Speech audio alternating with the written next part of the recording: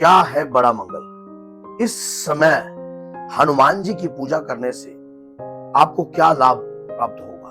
श्री राम सभी भक्तों को जय माता की। फिर एक नई वीडियो के साथ हाजिर हो गए हैं और आज की जो हमारी वीडियो है, आज हम जानेंगे, जैसे कि आप सभी को इस महीने का पता ही है कि ये बड़ा मंगल का दिन चल रहे हैं। तो बड़ा मंगल क्यों बताया जाता है और इस महीने में पूजा करने के क्या-क्या लाभ हमें मिलते हैं। अंत तक बने रहना। अभी तक चैनल को सब्सक्राइब नहीं किया है, सब्सक्राइब करके रखिए ताकि आने वाली हर एक वीडियो की नोटिफिकेशन आपके फोन में तुरंत पहुंच जाए।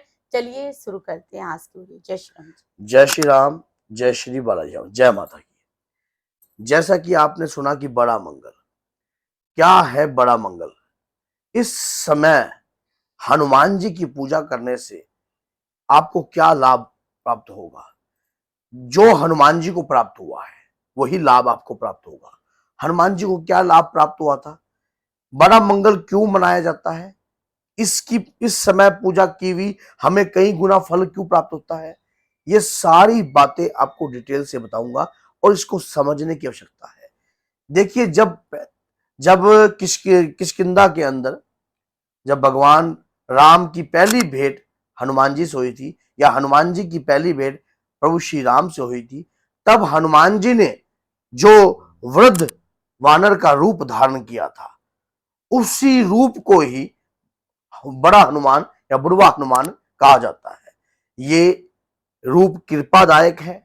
जो जिस इष्ट आराध्य की आप पूजा करते हो, सपोज कीजिए कि आप मान लो हनुमान जी की पूजा कर रहे हो, या प्रभु श्री राम की पूजा कर रहे हो, या माँ दुर्गा की पूजा कर रहे हो, अगर आपकी इष्ट की कृपा आपको प्राप्त हो जाए तो वो समय, वो दिन आपके लिए कितना महत्वपूर्ण होगा और कितना ही बहुमूल्य वो होगा। भूलेगा नहीं बंदा। तो अपने जीवन काल में ऐसे दिन को आप कभी भुला नहीं पाओगे। तो यही चीज जो हनुमान जी को जब सबसे पहले अपने आराध्य के दर्शन हुए, और उस समय जिस स्वरूप से उन्होंने दर्शन दिए, उस स्वरूप को कृपा प्राप्त हुई, उस रूप को कृपा प्राप्त हुई, शांति, आत्मा की तृप्ति और समस्त सुखों की जो खजान होते ना, सब प्राप्त हुए।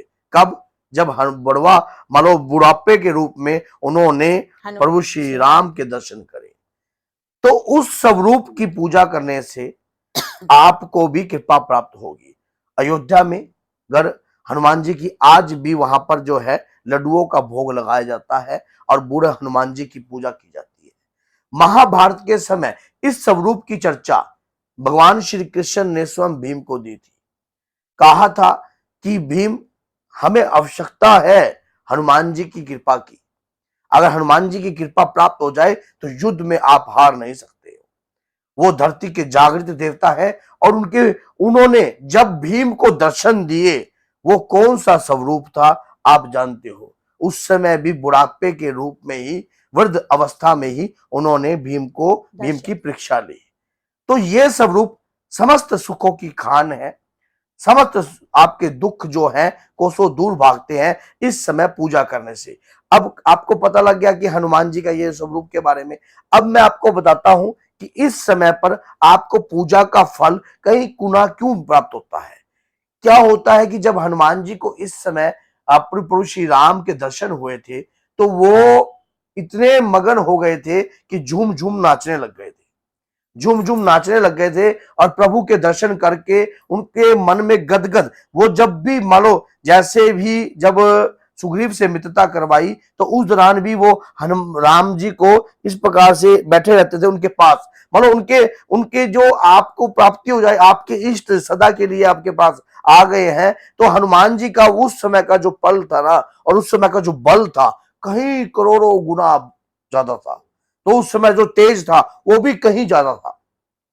उस समय पूजा करने का फल जो है आपको प्राप्त, यही समय था, वो यही समय था जब जो कृपा प्राप्त हुई थी।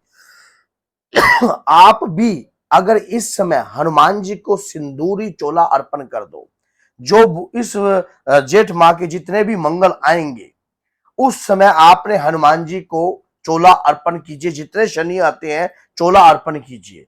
पहला कार्य तो ये कीजिए, अगर आपके घर में दुख है, अगर आपके घर में कोई केस चल रहा है, लड़ाई झगड़ा होता है, संकटों से परेशान हो, जिस प्रकार से सुग्रीव संकटों से परेशान था अपने भाई से, कोई शत्रु आपका खड़ा है या आपके साथ कोई गलत कार्य करने को खड़ा है, तो इस समय पर अगर शनिवार के दिन चोला चढ़ाया जाए तो बहुत ही लाभ होगा।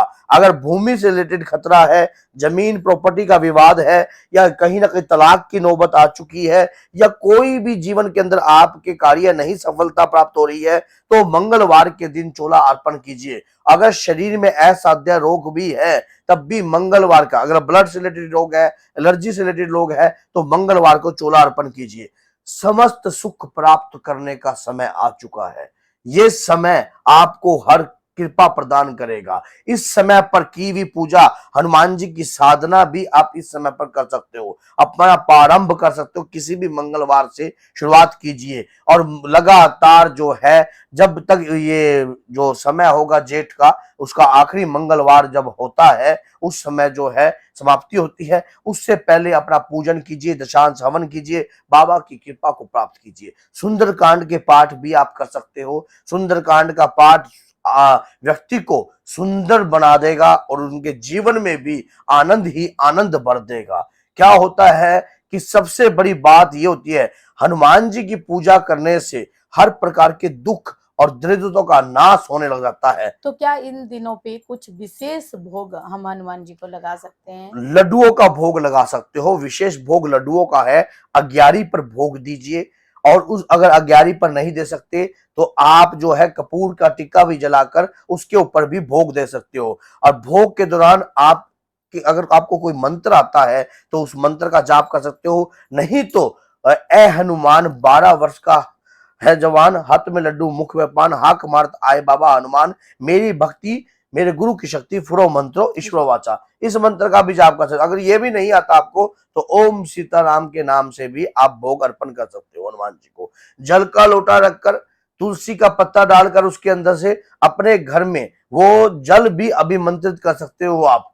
इस समय पर पूजा, क्योंकि भीषण गर्मी पड़ रही है, ये गर्मी नहीं है, हनुमान जी का वह रूप है जो तेज उत्पन्न हो रहा है। इस तेज को सहन करना हर किसी की बस की नहीं है। तो इस तेज को वही व्यक्ति सहन करता है जो हनुमान जी की नित्य भक्ति करता है, और उनके शरीर में अलग अलग प्रकार के मूवमेंट, अलग अलग प्रकार की प्रक्रिया जो है, अलग अलग प्रकार के बदलाव इस पूजा के बाद अवश्य ही होने लग जाएंगे। अगर आपको यकीन नहीं है तो आप आज से ही करके ना स्टार्ट कर दीजिए। एक हफ्ते के अंदर ही आपको अपने शरीर में बहुत प्रकार की चेंजिंग महसूस दिखाई देने लग जाएगी। तो इस समय की पूजा करनी बहुत ज्यादा फलदायक है, लाभ देती है। अगर आपका विवाह में दिक्कत है, कोई भी कार्य में दिक्कत है, किसी भी प्रकार की, ये सुख प्रदान करने वाले दिन है। इस समय पर की भी पूजा लाभ प्रदान करेगी। कीजिए और लाभ प्रदान, आप खुद चाहते हो कि आपको क्या चाहिए, जो चाहिए आप अपनी मनोकामना की अर्जी भी लगा सकते हो। आप अखंड ज्योत का भी प्रजन कर सकते हो। और इस दौरान जो अब जैसे मेरे साथ जो लोग मेहंदीपुर बालाजी गए, वहां से जो लोग आए, आज ही उनका ज्योत की शुरुआत है और प्रारंभ है। आप देखिए, सोने पर सुहागा, मैंने ये समय मेहंदीपुर का क्यों रखा था, इसीलिए रखा था क्योंकि मुझे पता है ये समय सुखों का प्रदान करने वाला है। जो भक्त साथ जुड़े हुए हैं उन सभी को सुख प्रदान होगा। तो यही चीज आपके साथ भी है। जो लोग आप भी अगर मेरे साथ जुड़े हो तो इस समय पर ज्योति प्रज्वलित कीजिए और सुख प्रदान आपको बाबा स्वयं देंगे। तो बोलिए जय सीताराम, जय श्री बालाजी, जय माता दी।